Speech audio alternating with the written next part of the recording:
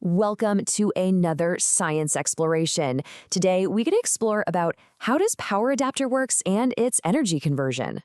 Okay, let's dive right into this. Have you ever looked at that little block you plug into the wall to charge your phone and wondered, what is actually happening inside that tiny plastic box? It turns out it's doing a ton of heavy lifting to keep our favorite electronics alive and, most importantly, perfectly safe. Now, you might be wondering, why can't we just plug our phones directly into the wall? Well, think of the electricity coming out of that wall socket like a wild, high-speed, raging river.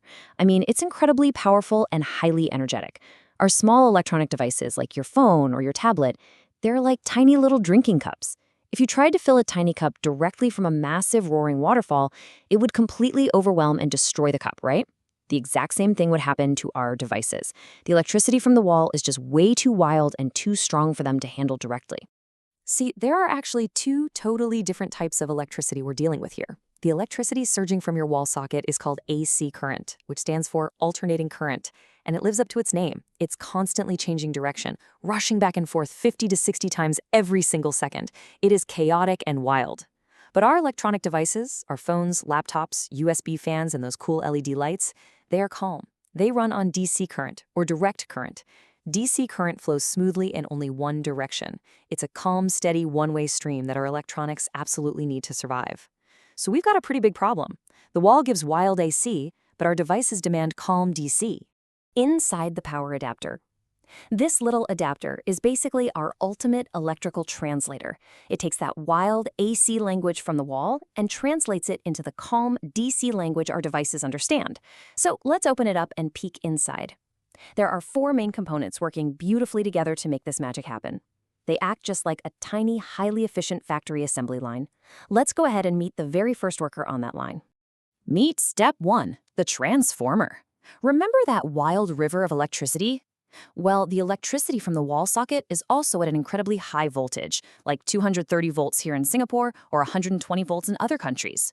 That is a massive, highly dangerous amount of power for a small gadget. So the transformer acts like a giant magical shrinking machine. It's the very first step on our journey. It takes that huge, dangerous voltage and reduces it down to a much lower, much safer level. It essentially shrinks that massive waterfall down to a manageable garden hose. But wait, the water inside our hose is still rushing back and forth. And that brings us to step two. The rectifier.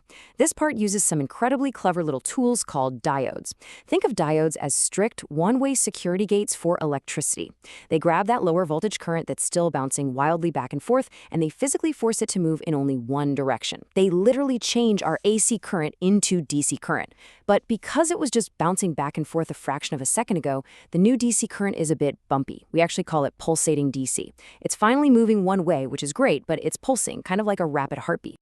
To fix that bumpy heartbeat pulse, we move to the capacitor. Students, think of the capacitor as a small, temporary storage tank.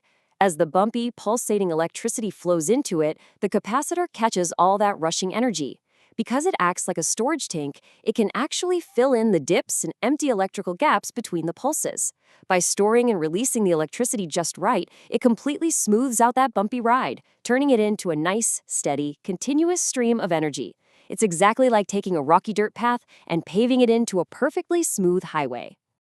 Okay, so the absolutely crucial point here is that we now have smooth, one-way, low-voltage electricity, but we need to make absolutely sure it stays safe and consistent.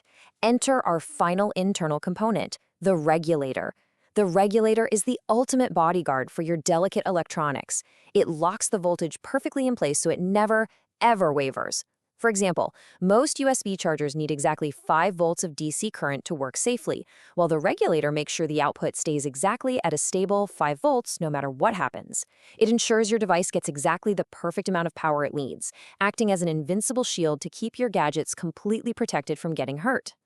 Let's pull it all together and look at the big picture. Just look at this beautiful, uninterrupted journey. We start at the wall socket with that wild, powerful AC current. Then the transformer immediately steps in to reduce the massive voltage. Next, the rectifier changes it from bouncing AC to one-way DC using those clever one-way gates. Then the capacitor catches it and smooths out the bumpy current. Finally, the regulator steps up to stabilize the voltage perfectly. And the final result? Straight into your device goes the safe, steady, perfect DC current it absolutely needs to turn on, charge up, and work flawlessly.